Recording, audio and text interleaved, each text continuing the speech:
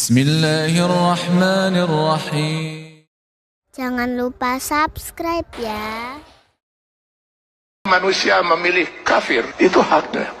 Maka Allah berikan kebebasan sepenuhnya kepada manusia yang memilih kafir untuk menjalani kehidupan ini semau dia, semau hawa nafsu dia. Allah berikan kebebasan sepenuhnya. Silakan baca di dalam Al-Quran atau di dalam hadis Rasulullah SAW. Tidak akan pernah kita temukan satu ayat, satu hadis di mana Allah mengatur kehidupan orang kafir. Orang kafir diberi kebebasan sepenuhnya, mau berbuat apapun di dunia ini. Tinggal dia harus menanggung resiko pilihannya itu di akhirat nanti. Tapi kepada mereka yang memilih beriman, hilang sudah kebebasan ini sepenuhnya. Karena seorang mukmin dia dituntut untuk Islam. Akar katanya adalah aslama, berserah diri. Yang beriman kepada Allah, dia harus menyerahkan dirinya sepenuhnya kepada Allah. Sepenuhnya dia siap untuk diatur hidupnya oleh Allah Subhanahu wa Ta'ala. Tanpa lagi dia mempergunakan akalnya untuk bertanya, mengapa Allah wajibkan saya berbuat ini, kenapa Allah haramkan saya melakukan ini. Kalaupun pertanyaan itu muncul dalam dirinya, maka keimanan dia akan menjawab, saya lakukan ini karena Allah perintahkan, dan saya tinggalkan hal ini karena Allah melarangnya. Itu jawaban seorang mukmin. Dia tidak akan berusaha mencari ilah hukum, alasan hukum, apa manfaatnya, apa hikmahnya. Karena keimanannya akan mengatakan, semua yang diperintahkan Allah pasti ada manfaatnya, dimengerti atau tidak dimengerti oleh akal dia. Semua yang dilarang Allah pasti ada mudaratnya.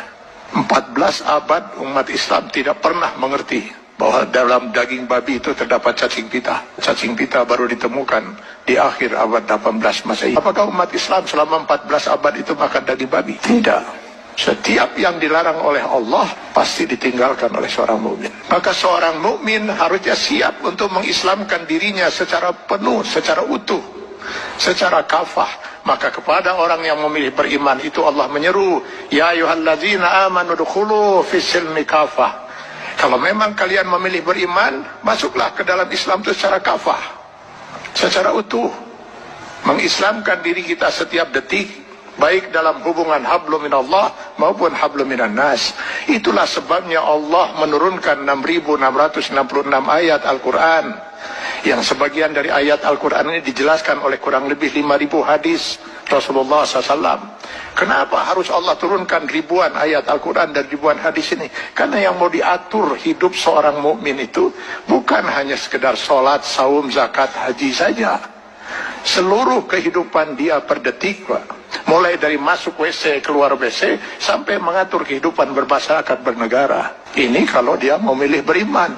Kalau tidak mau diatur hidupnya, jangan milih beriman, milih kafir. Pada orang-orang yang berpaham sekularisme, liberalisme, yang ingin memisahkan agama dari kehidupan, saya sering mengatakan, kenapa repot-repot harus menolak sebagian aturan Allah? Pilih kafir, Anda bebas sebebas-bebasnya. Kalau memilih beriman, sudah hilang kebebasan itu. Dan pilihannya hanya satu di antara dua. Memilih kafir atau memilih beriman. Memilih beriman konsekuensinya kita sudah harus Islam.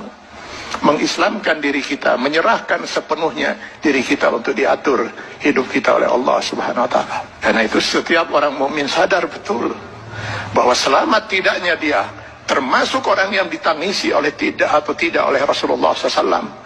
Dia harus bisa mengislamkan dirinya setiap saat.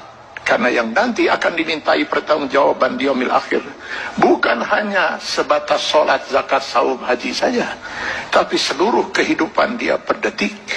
Mudah-mudahan ini bisa menjadi bahan muhasabah bagi kita semua. Kita islamkan diri kita secara kafah dalam batas kemampuan yang mampu kita lakukan. Karena Allah tidak akan menuntut kita di luar kemampuan kita. Semoga kita bukan termasuk orang yang ditangisi oleh Rasulullah SAW.